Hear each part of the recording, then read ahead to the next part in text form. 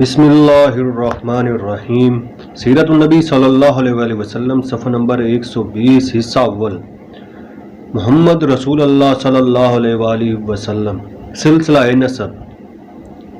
सुर्खी सिलसिला नसब ये है मोहम्मद बिन अब्दुल्ला बिन अब्दुल मुत्तलिब बिन हाशिम बिन अब्दुल मनाफ बिन कसी बिन कलाब बिन मराह बिन काब बिन लोई बिन गालिब बिन फरी बिन मालिक बिन नज़र बिन कनाना बिन खजीमा बिन मराका बिन अलियास बिन मज़र बिन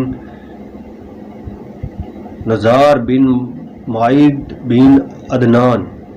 सही बुखारी बाब मबास अल नबी सल्लल्लाहु अलैहि वसल्लम में यही तक है, लेकिन इमाम बुखारी ने अपनी तारीख में अदनान से हज़रत इब्राहीम अलैहिस्सलाम तक नाम गिनाए हैं, यानी अदनान बिन अदू बिन अल मकूम इब्ने तारख बिन यसीजिब बिन यारिब बिन नाबत बिन इस्माइल बिन इब्राहीम अलैहिस्सलाम। हज़रत इस्माइल अलैहिस्सलाम के 12 बेटे थे, जिनका जिक्र तौरात में भी है। इनमें से किदार की औलाद हजाज में आबाद हुई और बहुत फैली। इन्हीं की औलाद में अदनान है और हज़रत सल्लल्लाहु अलैहि वसल्लम इन्हीं के ख़ानदान से हैं। अरब के नसबदान तमाम पश्तून को महफूज नहीं रखते। अरब के नसबदान तमाम पुश्तों को महफूज नहीं रखते थे, चुनाचे अक्सर नसब नामों में अदनान से हज़रत इस्माइल अलैहिस्सलाम तक सिर्फ 8-9 पुश्तें बयान की गई हैं, लेकिन ये सही नहीं। अदनान से लेकर हज़रत इस्माइल अलैहिस्सलाम तक अगर सिर्फ 9-10 पुश्तें हों तो ये ज़माना 300 बरस से ज़्यादा ना होगा, और ये अमर बिल्कुल तारीखी शहादतों के खिलाफ है।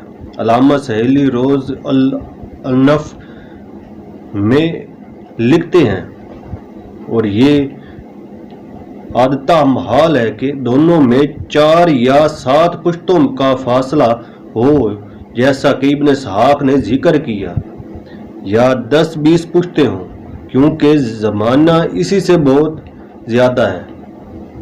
अल्लामा मौसूफ ने बहुत सी तारीखी हवालों और शहादतों से साबित किया कि अदनान से हज़रत इस्माइल अलैहिस्सलाम तक 40 पुश्तों का फासला है। इस गलती से बाज़ ईसाई मौरखों को इस बात का मौका दिया है कि सिरे से इस बात के मुनकिर हो गए क्या हज़रत सल्लल्लाहु अलैहि वसल्लम ख़ानदान इब्राहीम अलैहिस्सलाम से हैं। इस गलती की वजह ये हुई कि अहले अरब ज़्यादातर मशहूर आदमियों के नाम पर इत्तफा करते थे और बीच की पीढ़ियों को छोड़ देते थे। इसके अलावा अहले अरब के नज़दीक चूँकि अदनान का हज़रत इस्माइल अलैहिस्सलाम के ख़ानदान से होना कतई और यकीनी था। नंबर 1, सर विलियम साहब ने सरीहन ये साबित करना चाहा कि हज़रत सल्लल्लाहु अलैहि वसल्लम हज़रत इस्माइल अलैहिस्सलाम के ख़ानदान से न थे। इनके अल्फाज ये हैं, ये ख्वाहिश के मज़हब इस्लाम के पैगंबर को इस्माइल की औलाद से ख्याल किया जाए, और गालबन ये कोशिश कि वो इस्माइल की नस्ल में से साबित किए जाएं। इनके हीन हयात में पैदा हुई थी, और इसी तरह पर मोहम्मद के इब्राहीमी नसब नामे की इब्तदाई सिलसिले घड़े गए थे, और इस्माइल और बनी इसराइल के बेशुमार किस्से निसफ यहूदी और नसफ अरबी सांचा में ढाले गए थे। लेकिन एक तरफ सर विलियम म्योर साहब का तन्हासबा है, दूसरी तरफ 20वीं यूरोपीय और यहूदी मौरखीन हैं, जो ना सिर्फ ख़ानदान कुरैश को बल्कि तमाम शुमाली अरब व हिजाज को इब्राहीमी नस्ल तस्लीम करते हैं। देखो फॉरेस्टर साहब का जोग्राफिया तारीख़ी अरब। सीरत नबी सल्लल्लाहु अलैहि वसल्लम सफ़ा नंबर 121 हिस्सा अव्वल। چونکہ عدنان کا حضرت اسماعیل علیہ السلام کے خاندان سے ہونا قطعی اور یقینی تھا، اس لیے وہ صرف اس بات کو کوشش کرتے تھے کہ عدنان تک سلسلہ نسب صحیح طور سے نام بیان پہنچے۔ اوپر کے اشخاص کا نام لینا غیر ضروری سمجھتے تھے، اس لیے چند مشہور آدمیوں کا نام لے کر چھوڑ دیتے تھے۔ تاہم عرب میں ایسے محققین بھی تھے جو فرد و گزشت سے واقف تھے۔ علامہ طبری نے تاریخ میں لکھا ہے کہ مجھ سے بعض نسب دانوں نے بیان کیا کہ میں نے عرب میں ایسے علماء دیکھے جو معاد سے لے کر حضرت اسماعیل علیہ السلام تک 40 پشتوں کے نام لیتے تھے اور اس شہادت میں عرب کے اشعار پیش کرتے تھے۔ اس شخص کا یہ بیان تھا کہ میں نے اس سلسلے کو اہل کتاب کی تحقیقات سے ملایا تو پشتوں کی تعداد برابر تھی، البتہ ناموں میں فرق تھا۔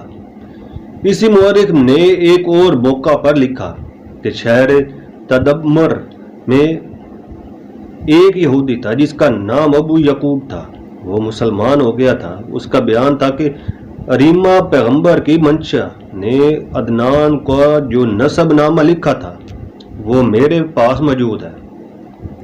نمبر 2، شجرے میں عدنان سے لے کر حضرت اسماعیل علیہ السلام تک 40 نام ہیں۔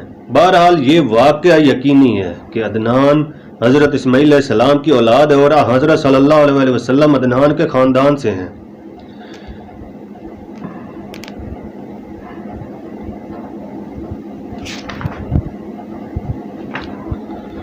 بنائے خاندان قریش۔ حضرت صلی اللہ علیہ وسلم کا خاندان اگرچہ معزز اور ممتاز چلا آتا تھا، لیکن جس شخص نے اس خاندان کو قریش کے لقب سے ممتاز کیا وہ نضر بن کنانہ تھے۔ بعض محققین کے نزدیک قریش کا لقب سب سے پہلے فہر کو ملا اور انہی کی اولاد قریشی ہے۔ حافظ عراقی سیرت منظوم میں لکھتے ہیں،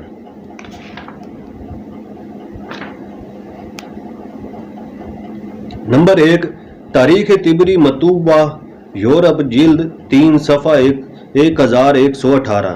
نمبر 2، تاریخ طبری مطبوعہ یورپ جلد 3 صفحہ 1115۔ نمبر 3، تاریخ عرب کا ایک حرف کا اس کا مشاہد ہے، لیکن مارگوئیلس نے نہایت کوشش کی ہے کہ حضرت صلی اللہ علیہ وسلم کے خاندان کو متبذل ثابت کیا جائے۔ ان کے الفاظ یہ ہیں، یہ بالکل ظاہر ہے کہ محمد صلی اللہ علیہ وسلم ایک غریب اور ادنا خاندان سے تھے۔ اس کے بعد صاحب موصوف نے حسب ذیل استدلال پیش کی ہے۔ نمبر 1، قرآن مجید میں ہے کہ قریش کو حیرت تھی کہ ان میں ایسا پیغمبر کیوں نہ بھیجا گیا جو شریف خاندان سے ہوتا۔ نمبر 2، پیغمبر کے عروج کے زمانہ میں قریش نے حضرت صلی اللہ علیہ وسلم کو اس درخت سے تشبیہ دی جو گھوڑے پر جمتا ہے۔ نمبر 3، رسول اللہ صلی اللہ علیہ وسلم کو جب ایک شخص نے مولا کے لفظ سے خطاب کیا تو آپ نے اس لقب سے انکار کیا۔ نمبر 4، فتح مکہ کے دن آپ نے فرمایا کہ آج شرفائے کفار کا خاتمہ ہو گیا۔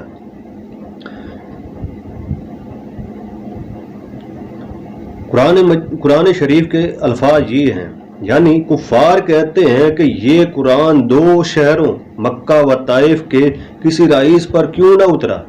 عظیم اور شریف 2 الگ لفظ ہیں۔ قرآن میں عظیم کا لفظ ہے۔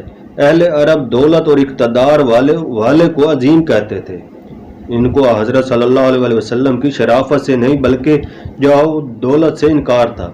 دوسرا استدلال اگر صحیح ہو تو دشمن کی ہر بات کو صحیح ماننا چاہیے۔ کفار نے تو حضرت صلی اللہ علیہ وسلم کو دیوانہ، جادوزدہ، شاعر سب کچھ کہا۔ ان میں سے کون سی بات صحیح ہے؟ بلا شبہ حضرت صلی اللہ علیہ وسلم نے مولا اور سید کے لفظ سے انکار کیا، لیکن متعدد حدیثوں میں صاف تصریح ہے کہ آپ نے فرمایا مجھ کو سید اور مولا نہ کہو، مولا اور سید خدا ہے۔ قرآن میں ہر جگہ خدا ہی کو مولا کہا ہے۔